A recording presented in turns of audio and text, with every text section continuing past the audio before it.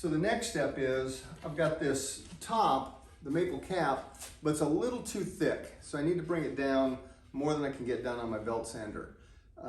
If I had a wide planer, I could take it down easy. If I had or I had planed it before I had glued it together with a narrow planer, I've got neither. So I'm going to use a slab flattening bit in my router and take off most of the depth of the wood and then run it through the belt sander to get it completely flat.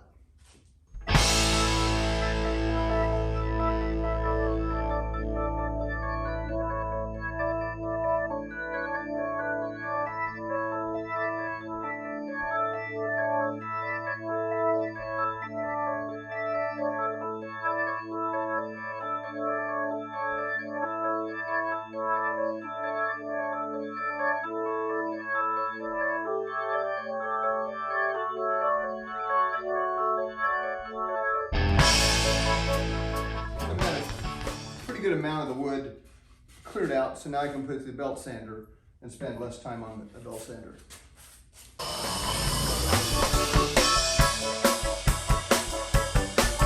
We'll be fighting in the street with our children at our feet, and the morals that they worship will be gone. The men that spurred us on sit in judgment of all wrong. They decide and the shotgun sings the song.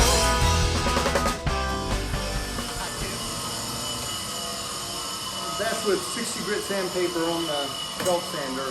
Not the fastest way, but with this figured maple on a planer, sometimes you run into danger of it chipping out, and that's always bad on maple. As complex as this figure is, it's easy to damage it. So that wasn't too bad. So that's the belt sander, got it to the thickness I want. Well, the next step I'm taking is going to be to cut the fret slots. I have my template here, and it's notched and it goes into the miter box, but I need to attach the fingerboard to this template. I'm going to use a trick that woodworkers call the masking tape and super glue trick. So I get masking tape and put it to the one piece that I'm working with.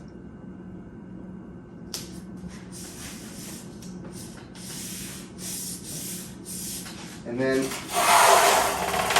an equal length and attach it to the other piece. And you can do this using double-sided sticky tape, but the problem is that tape is hard to take off and it leaves a gummy residue. This doesn't. And what we do is we'll take super glue and put super glue on one piece of the tape, on one side of the tape,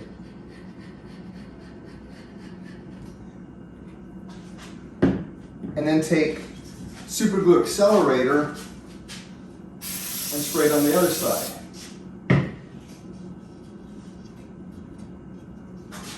And then when I line it up,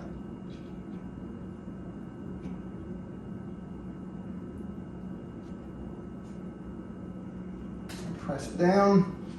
That accelerator causes the super glue to stick right away, so I really don't have to wait for it to dry or cure. And the nice thing about the masking tape is, the blue painter's tape, is it's easy to take this off. So, now that I've got it attached, I'm going to go over to the miter box and cut the fret slots. And now that I have the fingerboard attached to the template, there's notches in this template, there's an indexing pin in the miter box. So I just slide the template with the fingerboard. I've got my fret cutting saw. And get it.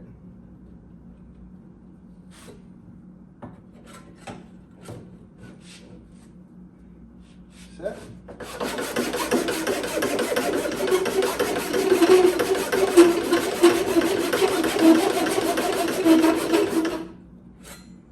I'm going to do this 22 more times.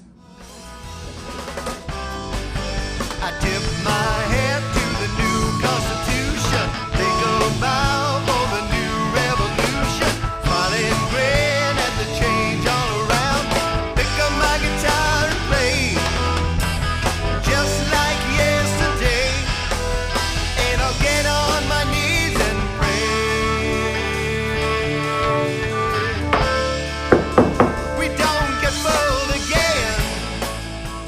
that's the fret slotting process.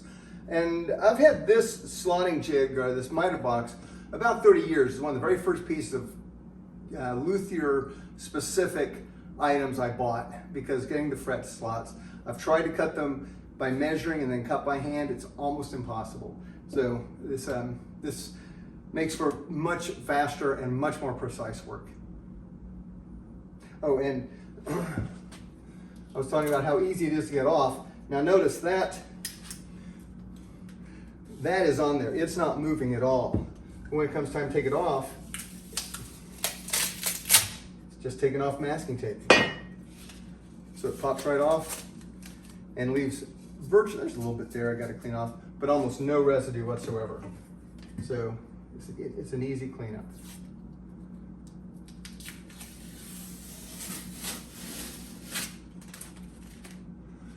This goes back up. I'm finished with that. So this is probably one of my favorite parts of the guitar build, because it's very satisfying to have this shape carved out. I'm going to take my template and put it onto this mahogany block, and then I'm going to use my pattern matching bit on my routing table to get the sides down to perfect. So I'm going to use the second trick, the masking tape trick, but instead of using super glue, I am going to use double-sided tape. Remember I said the double-sided tape was a problem because it left a sticky residue. That's not a problem if the sticky residue is on tape and not on the wood or the template. So, because there's so many holes in this, I'm going to have to do it just a little more precise. But I've marked on here where I want to make some of the attachments.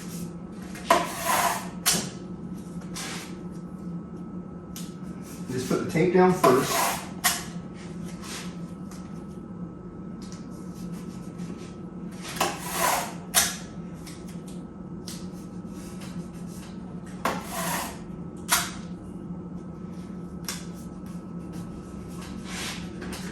I'm going to do the same thing here and mirror it on the template.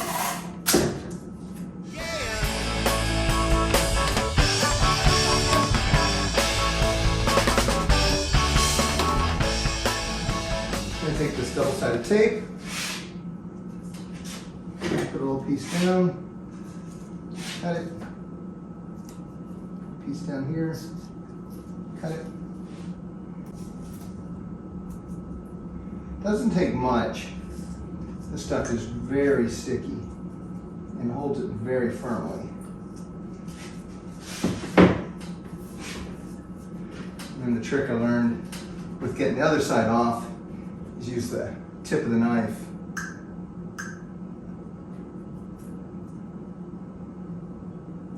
To lift up the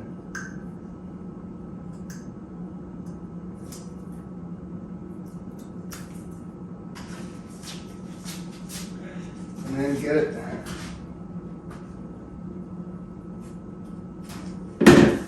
lined up. Doesn't have to be exact, just make sure that there's wood showing around every edge of the template, and I'm there. And you don't want this template to move, but with this many contact points, the template's not moving at all. Getting it off is going to be a little more of a challenge but that template is not moving. So let's head over to the router and route out this body. So I have the template attached and I have my pattern cutting bit, and you'll see that this is a nice one because it's a spiral down cut bit, and it's got the bearing across the bottom, and the bearing is what the template rides along. So it does allow for precise work. And just a matter of interest, these lights here, I've got one on my bandsaw, I've got one here. These are sewing lights. And a friend of mine showed me how to use these sewing lights as little spotlights in your work area. So I thought that was a very cool trick.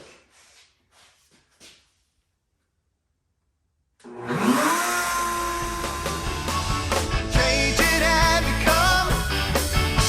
We knew it all along. We were liberated from the bond, that's all.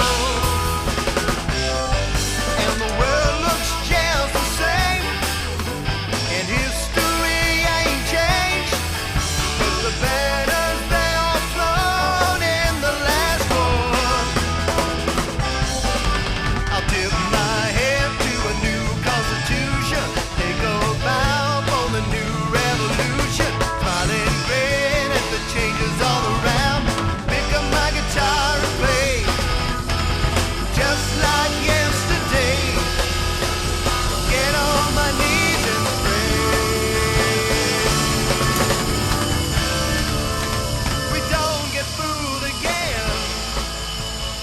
No, no, not again.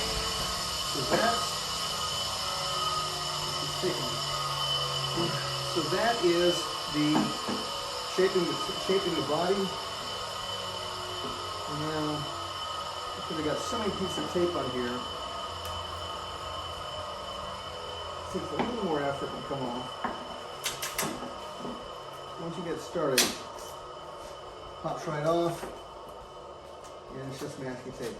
So you can see that was going nowhere. A couple things is this spiral cut bit is super nice for this type of work because it resists grabbing. It basically doesn't grab the wood and throw it out. If you have a coarser bit, it's down spiral, so it actually pulls it down a little bit, and I can get around these tight corners without having to worry about the bit grabbing it and throwing the wood out. So that's very nice. So I was able to get those corners, get all the corners without much danger at all. So this is, the only thing I didn't do, I didn't route all the way down here because that's where the neck's going to meet, and I want to sand this out so the neck joint where the neck meets the body, it's got to be parallel. So it'll be, I can sand it down to where it's exactly flush, just in case there's a little tolerance difference. But that's now a body shaped into a much more precise pattern.